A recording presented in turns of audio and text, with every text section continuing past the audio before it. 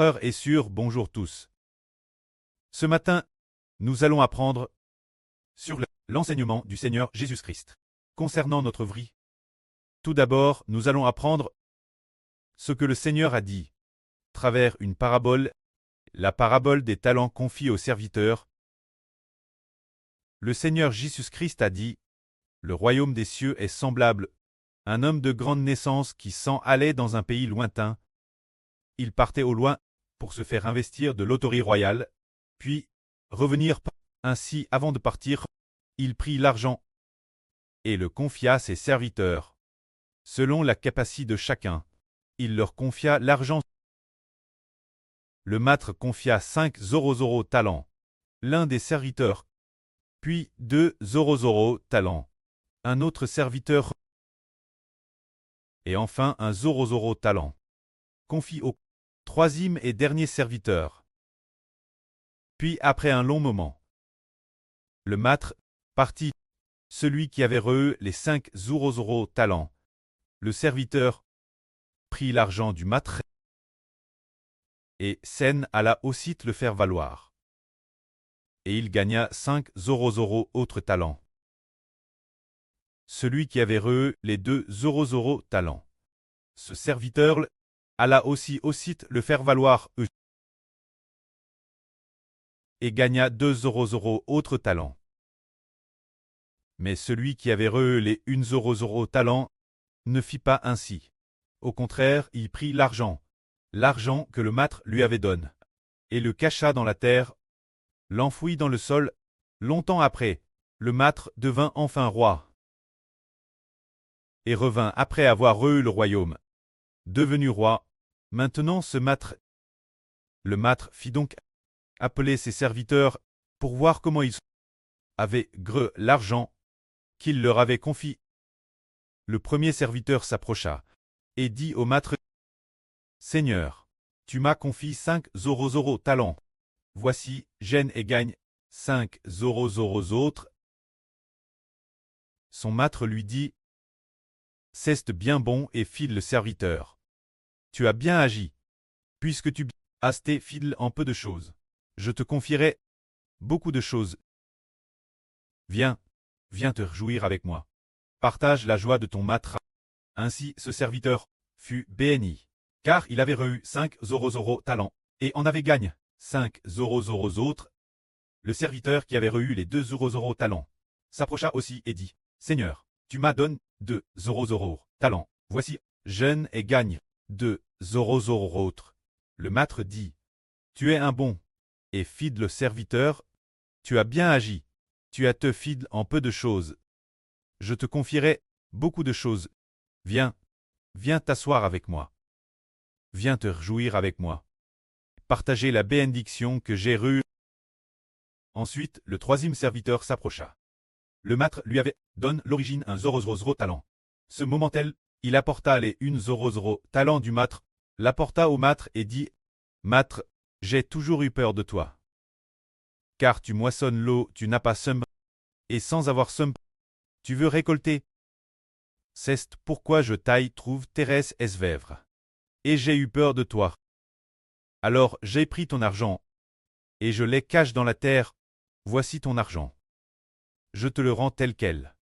Il ne manque rien, et il n'y a rien de plus. » Alors le maître se mit en colère, et dit ce serviteur, « Mauvais serviteur et paresseux, je vais d'après tes propres paroles te condamner, puisque tu savais que je suis un serviteur esveur, un maître esveur, moissonnant l'eau, je n'ai pas seum, et amassant l'eau, je n'ai pas répandu le grain, n'est-ce pas? Alors pourquoi n'as-tu pas mis mon argent à la banque?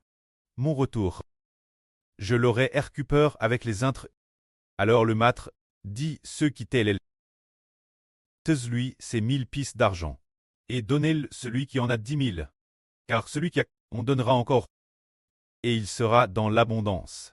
Mais celui qui n'a pas, madame ce qu'il a, lui sera enlevé. Quand ce serviteur inutile, jetez-le dans les ténèbres du dehors. Oh, il y aura des pleurs et des grincements de dents. C'est ce que le Seigneur Jésus-Christ a dit, un ministre du royaume des cieux. Le Seigneur a dit, cette parabole des 3 serviteurs. Chacun, le maître a confié cet argent. Chacun d'eux. La fin, celui qui a terre comprend.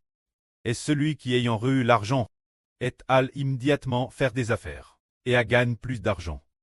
Et celui qui n'a pas terre comprend, et celui qui n'a pas fait fructifier son argent. La fin, cet homme, a plus te jette dans les ténèbres. Ces ténèbres semblent très le lac de feu et de soufre. C'est pourquoi le Seigneur a dit que l'aile, il y aura des pleurs et des grincements de dents.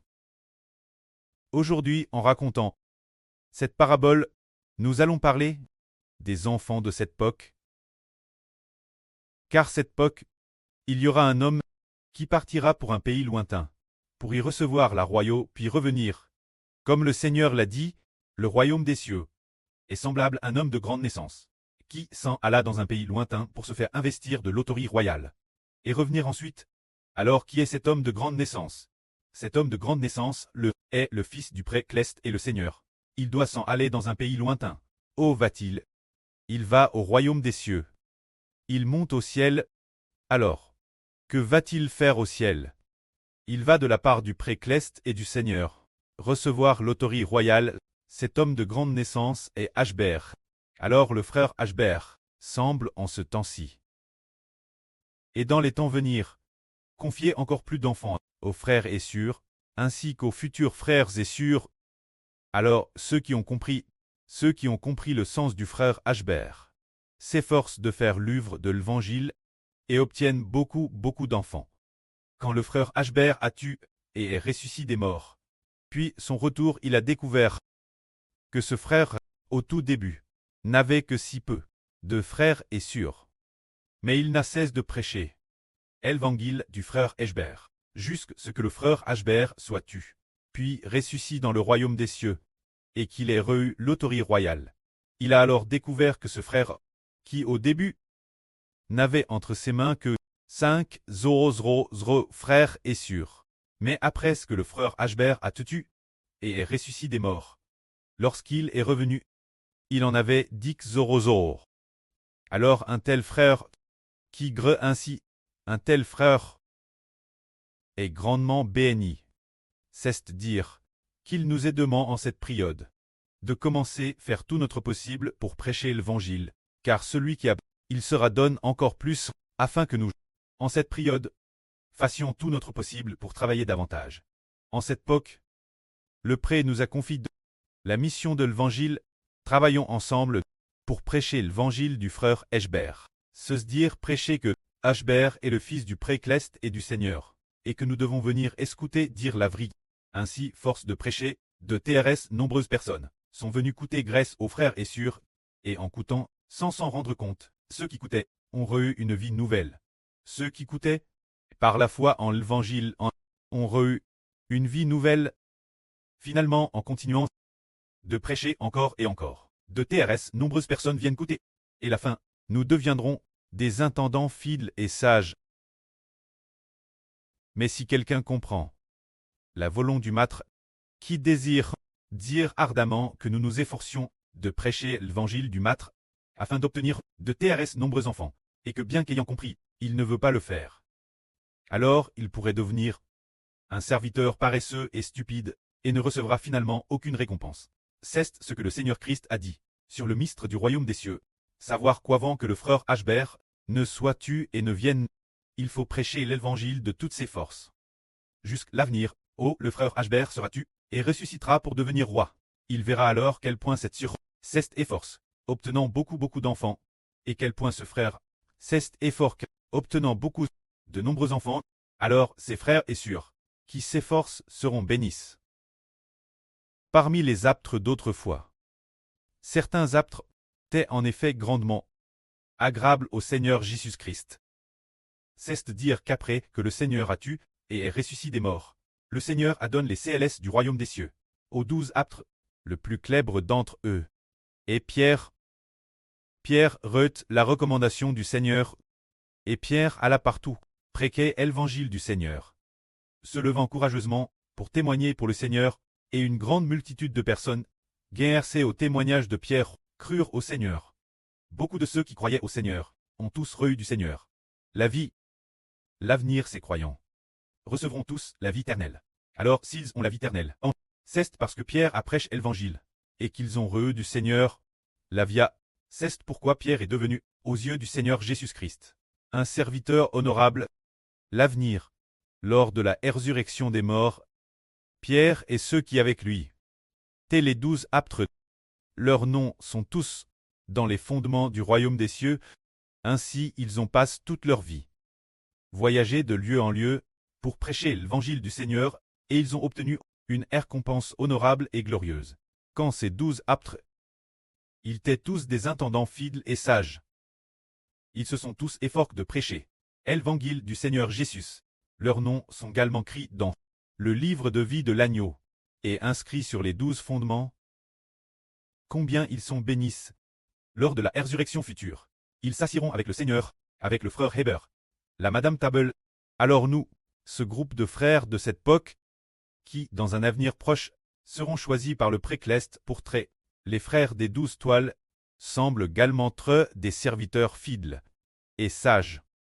Car le pré a dit que les 12 fils spirituels du frère Heber ont tous partage avec le frère Heber, les Madame Souffrance, ce qui signifie que ces fils sont certainement aussi des intendants fidèles et sages. Si nous disons que les apôtres de l'Ancien Testament dans cette époque ont travaillé très dur pour l'œuvre de l'Évangile, cette époque, il y avait peut-être 20 euros personnes, ou un peu plus de 20 euros, ou plus de 10 euros. S'il y avait plus de 20 euros personnes, alors un apôtre pouvait peut-être gré, peut-être 2 euros personnes, peut-être plus de 1 euro, ou environ 2 euros personnes. Alors, si les anciens apôtres, chaque apôtre obtenait en moyenne 2 euros personne, alors les 12 toiles de cette époque, chaque toile devrait au moins avoir 200 millions de personnes. Si les anciens apôtres, chaque apôtre obtenait 2 euros personne, les 12 fils de cette époque devraient chacun obtenir 200 millions de personnes. Avec une telle moyenne, on peut imaginer que ceux de cette époque, les 12 toiles, sont des intendants fidèles et sages. La foi fidèle et sage, bon et diligent. Nous devons traiter de tels frères, devenir fidèles et sages, et travailler ensemble, jusqu'à ce que dans l'avenir le prêt et le Seigneur remettent le royaume au frère Heber, pour régner ensemble avec lui, et recevoir ensemble la GRCS. Il en va de Madame pour les surclestes. Les surclestes aussi. Agissant avec fidèleté et bon, quand le moment sera venu, certaines sûres deviendront 10 sûres honorables. C'est tellement béni. Que la gloire soit auprès et au Seigneur. Amen.